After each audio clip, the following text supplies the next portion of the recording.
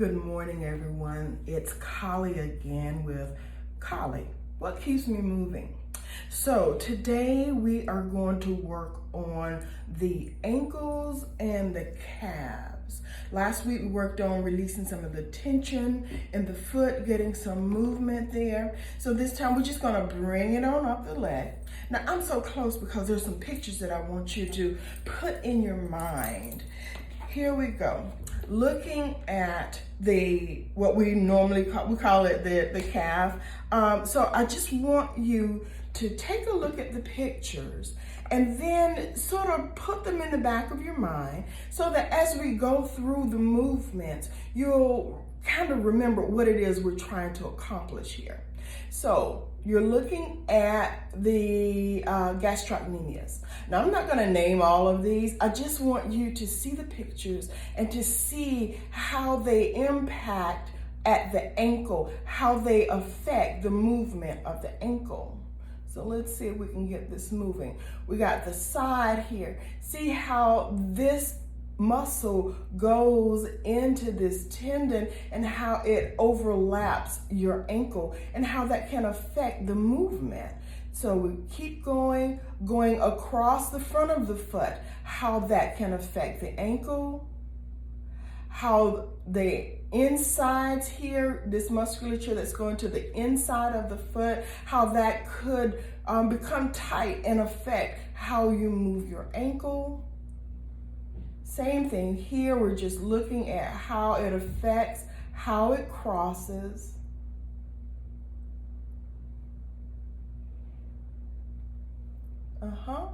And here we're looking at how all of the musculature, the gastroc, the soleus, the peroneals, the tibialis, all of those, how they come across and can affect how you are walking, how your gait can be affected.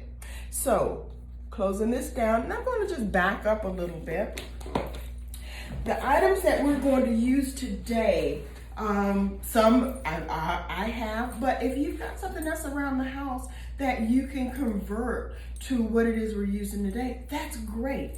So first off, my one conversion, because we're going to be working more with a dome, what I have here is a very old rolled up towel, okay? And I just got 2 hair bands on the sides just to hold it in place. I've got my old tennis ball here. Hey, Wilson. That can be used. I've got 2 of my favorite yoga tune-up balls here. Yoga tune-up, and this is the plus ball. But we see that they have different sizes, and you've got to determine what products or items are great for you and how your body is situated right now. And then the ever-loving yoga block. Okay, and remember it's got different sides on it, but we're going to be working this flat side today. So I'm going to start by trying to, I look like I got very long legs, but we're going to start by trying to release the tension in the calf. Now, keep in mind, a lot of times we say stretch. I'm going to stretch my calves. We're not stretching, actually. Muscles aren't stretching. They are relaxing because of the contraction that's already happened. So instead of, I'm stretching, what you're actually asking the muscular to do is to relax, so then you can get a bit of elongation. And we're keeping in mind that the ligaments and tendons, they are not plastic. They don't have that move, that pull that we sometimes think that happens. So it actually all happens in the release of the musculature. So we're going to start I'm going to bring these items out, and you got to determine which items are going to work best for you. It's going to be a little bit of, I'm not show and tell, but trial and error as to what actually works best for you. So I'm going to start here, just like last time. We're just going to do one leg at a time. We'll do one leg, and then know you got to do the other leg. So I'm going to start here with my Yoga Tune-Up Plus ball. First thing I'm going to do, I am going to bring this up to behind my ankle, behind my knee, right at that the calf here. So I'm going to move around so you can see. So what I'm actually trying to do, I'm just moving the foot. Actually, it's at the hip that I'm actually making the movement. So I'm just going side to side. I'm just using the Yoga Tune-Up balls because I have those. But if you don't have those Yoga Tune-Up balls, here's your tennis ball. You can use that in there. And you can go side, you're going side to side. And the movement here is actually at the hip joint. And you may find what we call trigger points in there, areas of really big tension. And if you find one, just stop, hold on that area, take a few breaths. Then continue on down, side to side, just rolling here on the outside here. Oh, I found one right there. So I'll stop, I'll hold, I breathe a couple of times. Now I'm going to go a little faster here, okay? But you are going to slow down and take your time. And with this, you're going to go all the way down as far as you can without the ball rolling and popping out the side. So you're going to probably go all the way down to your Achilles tendon there. Now, it was flat. This time, and you can do either or. If what we just did flat didn't give you the sensation that you think you need, this is where your yoga block comes in. And here you can put the ball on top of the yoga block.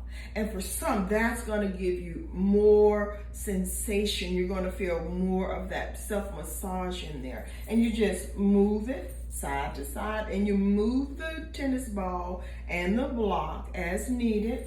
Same thing here. If you're not using your tennis ball, same thing here with your Yoga Tune-Up balls. And remember, if you've got them in this case here, you can always take them out. Now, we've worked more on the back. So let's see how we can work the medial side of the leg and the lateral side of the leg. So here I'm going to go into this position right here, well maybe right here, as much as possible so that we can work the inside of the leg. Now again, using your balls here, you're just placing and you can just roll in and out, making the knee stable and then just kicking the foot out.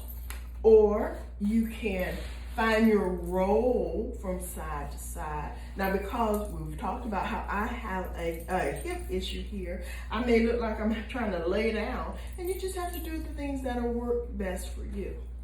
Here we go. And now for the outside of the leg, same thing. I'm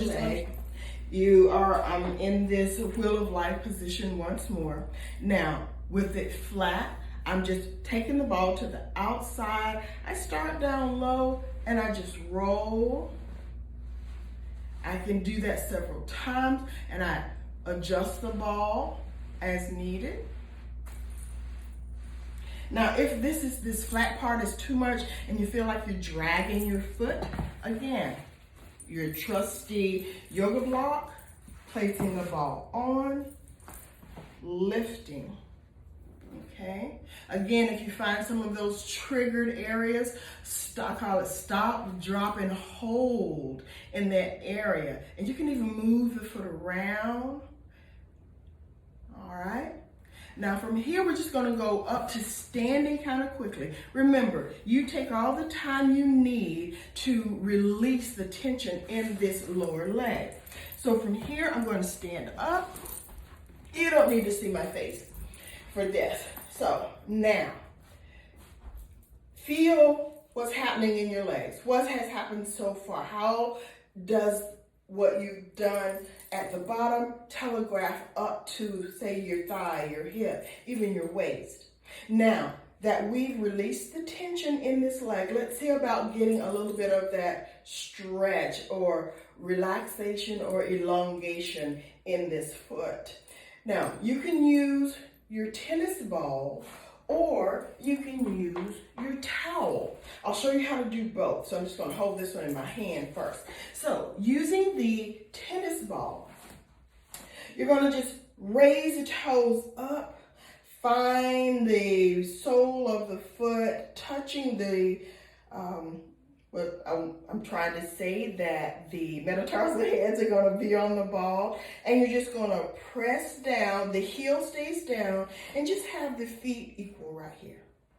Just equal. And for some of you, this is going to be enough. But I want you to keep in mind, you need a mild bend in your knees. Do not hyperextend or lock out your knees. Okay? And you can pulse the toes, move them around. But remember, what is our goal? We're trying to get elongation in some of those, the musculature at the back of the calf. Now I'm just going to kick the ball away and show you how you can use your towel. So this way, got my towel, placing down here. So again, I'm still on my left leg. I'm coming up to it, and I'm placing the towel right at the beginning of the arch on that foot. Now, for some of you, this might be enough, and you just hang right here. If you can, you step forward and bring the feet even. All right? Again, you need a mild bend in the knees. Even just little pulses. See how that feels to the back of your calf. Now, if you think you've got a little bit more that you can give, you take the opposite foot and take a step forward. Again, no hyperextending, keeping the bend in the knee. And here you definitely can do those pulses. You're not going forward. You're doing your best just to go down and up, down and up, down and up. Just relax, and you can do, once you take it down, see if you can just hold that down and do, say, a 10 count on it. For 5, 4, 3, 2, 1, but you're going to double that. So, and then we just come back up, step off, and now I'm just going to kick the towel away. And like I said before, I want you to pay attention to the feel in both legs. Do one leg, definitely do the other leg, and see about the movement in your ankles from there. See how that feels, how moving that foot. And at the end, can you just do some movement? Ankle, we're going to plantar, dorsiflexion, plantar, dorsiflexion. Some movement, just circles, circle the other way. Turn the foot up, turn the foot out, turn the foot up, turn the foot out as much as you can. And it's all about the ankles. Well, bringing that foot down. That's all I've got for you today. Join me next time. Who knows what we're going to work on? But this is Kali. What keeps me moving? Bye.